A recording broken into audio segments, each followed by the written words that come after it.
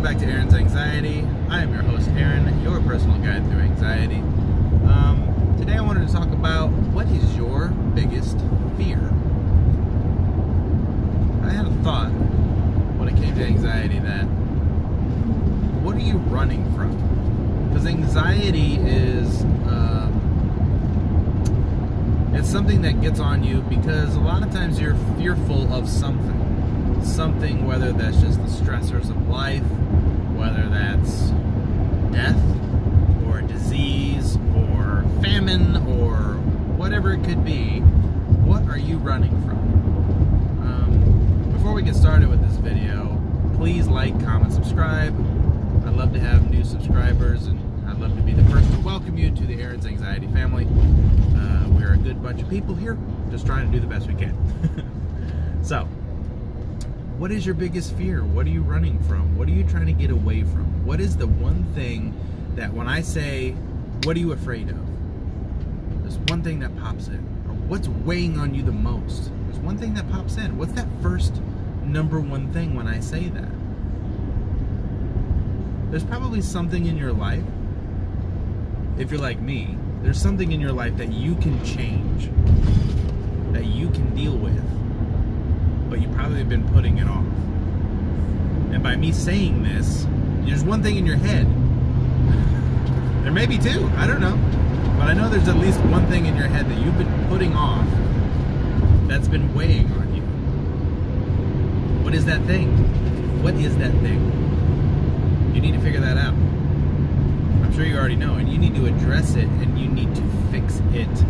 Even if you just, whatever it is, even if you just think about it, get more information about it, and come up with a plan to fix that one thing. Your one thing could be anything. It could be your weight. It could be paying taxes. It could be your mortgage. It could be anything. What's the one thing that's weighing on your brain all the time? That one thing that's just dwelling all the time. Okay, so here's what I'm saying. If you have the ability to take steps to fix that, you should do that for your own mental health, obviously.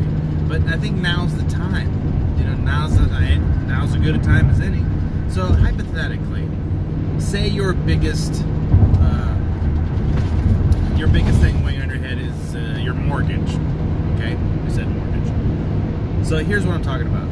If that's, say it was your mortgage or your car payment or something like that, what's the thing that you would be afraid of for that? I don't know, not having enough money when that time comes. Make sure there's enough money every time that comes. There are things out here for things like that to where you can be ready. There's an app on your phone called Qapital. Q-Appital. A-P-T-I-L. Qapital. Like capital with a Q. I-A-L? Yeah. Anyways, it's called Qapital. And what that does is every time money goes into your bank account, no matter how big or how much or how little, you can say, hey, take this amount and put it over here. This little amount. So it could be like 5%. That'd be easy. 5% of your income? I guarantee you're probably spending more of 5% of your income on bullcrap. Things that you think are going to make you happy that you won't even remember that you bought a week from now. Right? So that being said, Qapital will do that automatically for you. And it'll just put it in this separate little online account. I've used this for over a year now. It's a great little thing. You get your money back when you want it. There's a time delay though. That is important. So say you had put your money over. You can do it in dollar amounts too. So if you say, okay, well my mortgage is $300 a month, or $400, make it easier. It's $400 a month. You can have it to where once a week it takes out $100 as soon as you get paid and puts that towards your bill. That's in the back of your head. You're not thinking about it anymore. You're not waiting until you get to that point and all of a sudden you got to come up with $400 all at one time. Does that make sense? That's what I'm saying. So these are steps that we can take. These are conscious efforts to fix what's weighing on our brains. And no matter what yours is, you can fix it. You can do it. You'll be fine. You just have to take those steps. And I think now is a good time to take a step. Even if it's just, like I said, looking more into information about it. pull out your phone. There's a mecca of knowledge online. We are the all-knowing being now that we have Google and all these other things. So, the other thing is, what is your biggest fear outside of things that you can control? Because to be honest with you, when you have anxiety, a lot of times you're fearing something that you cannot control. Whether you think that you can't control it, or whether you can control it, sometimes you just cannot control it, and you just fear it. So, like for me, as an example, I fear death. Death bothered me a lot. I don't know why. I would just, every time I would lay down to go to sleep, I would just think about death. I would think about dying, the act of dying. I would see myself being on like a hospital bed, and then like one moment I'm here and I'm like laying down, and all of a sudden I'm gone that fast, because that's just death. You're just gone. And so the act of being and then not being scared me. I didn't like it. It scared the crap out of me. So that being said, what's your fear? What is the one thing that you cannot control? See, I can't control death. There's nothing I can do for death. I've come to terms with it. I don't think about it anymore. And the reason is because I'm so busy living life that I'm not worried about death. If that makes sense. Like I'm too involved in my life right now, and I'm too preoccupied with how great life is, that death is just, it's something down the road. It's like when you thought about death when you were younger and when you were little.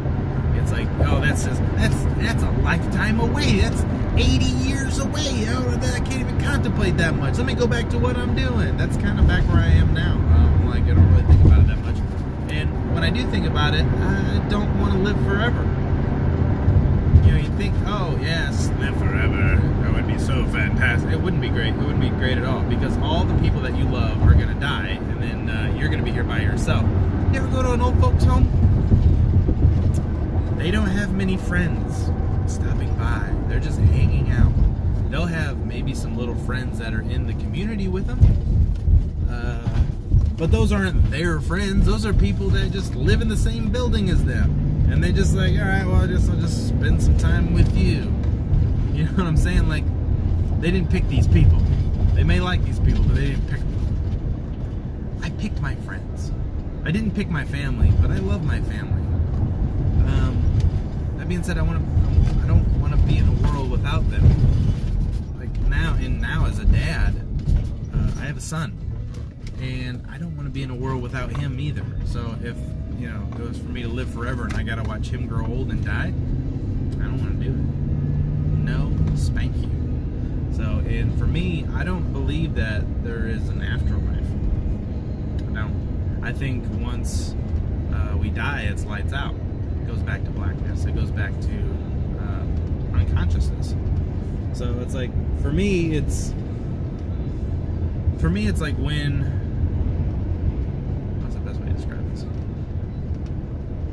Like when you go under surgery, if you've ever been in surgery, the surgery seems like it was only brief. Like you went to sleep, woke back up. Why? Because you were unconscious. You were not conscious. So when you're not conscious, you can't calibrate the world around you.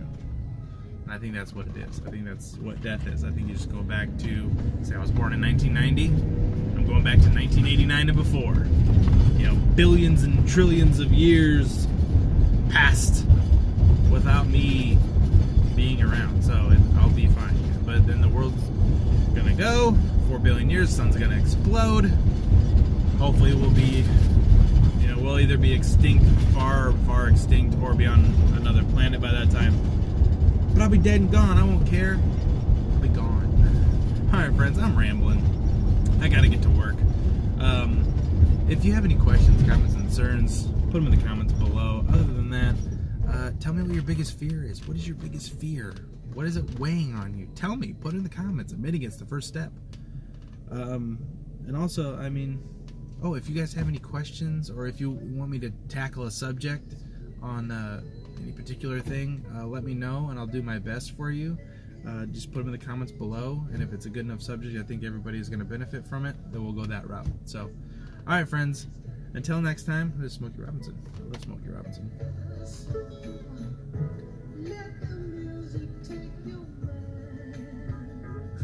Alright friends, until next time, be safe out there, and I'm Aaron. You're awesome. We'll see you in the next video.